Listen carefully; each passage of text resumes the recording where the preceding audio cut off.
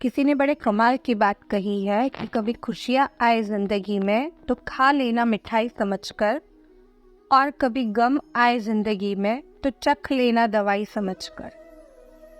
मैं दक्षा शर्मा शुरू करती हूँ हमारी आज की एक छोटी सी कहानी।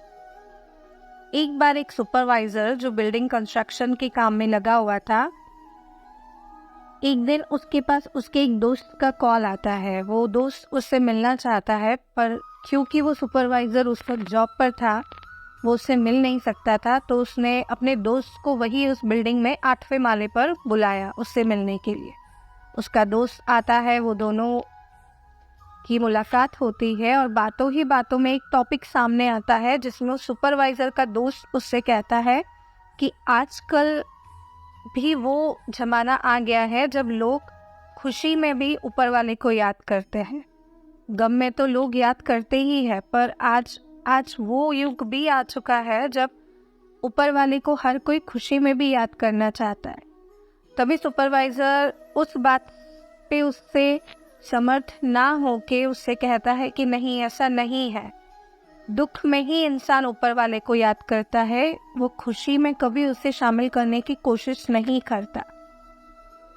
दोनों पे इस बात पे दोनों के बीच में काफ़ी बहस होती है और काफ़ी देर बहस होने के बाद में सुपरवाइज़र उस बात को प्रूफ करने के लिए कहता है कि अभी ये बात 2 मिनट में प्रूफ हो जाएगी।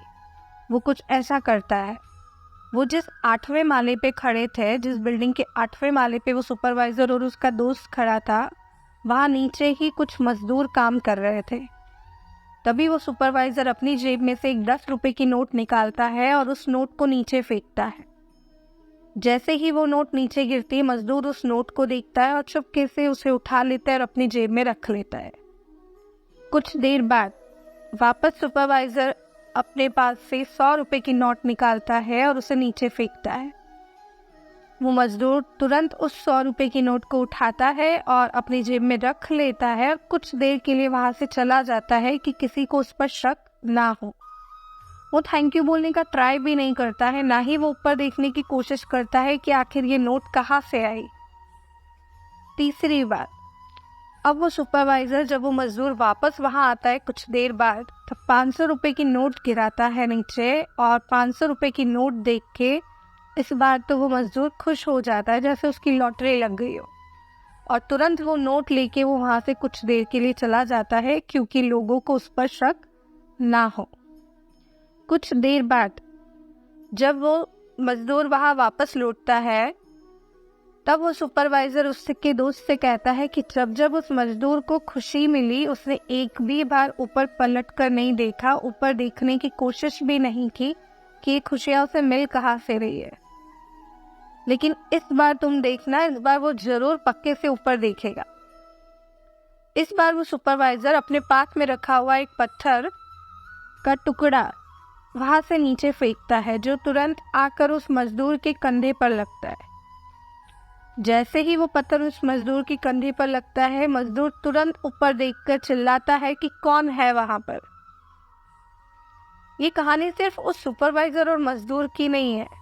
ये कहानी से हमें बहुत कुछ सीखने को मिलता है कि जब भी हमें खुशियाँ मिलती है लाइफ में, तो हम कभी उस ऊपर वाले को याद नहीं करते, ना ही कभी एक थैंक यू का मैसेज उन्हें देते हैं कि आपने हमें जो कुछ दिया उसके लिए हम आपके लिए थैंकफुल है। कभी हम उनसे कनेक्ट करने की कोशिश नहीं करते उन खुशी वाले पल में।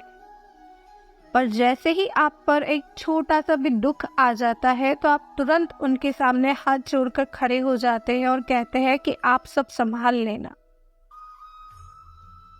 हर छोटी छोटी खुशी में अगर हम ऊपर वाले को हमारी खुशी का हिस्सा बनाने लगे, तो हो सकता है कि आपकी लाइफ में वो दुख आए ही नहीं, और आ भी जाए तो आप में इतनी हिम्मत हो कि आप उस दुख से लड़ जाए।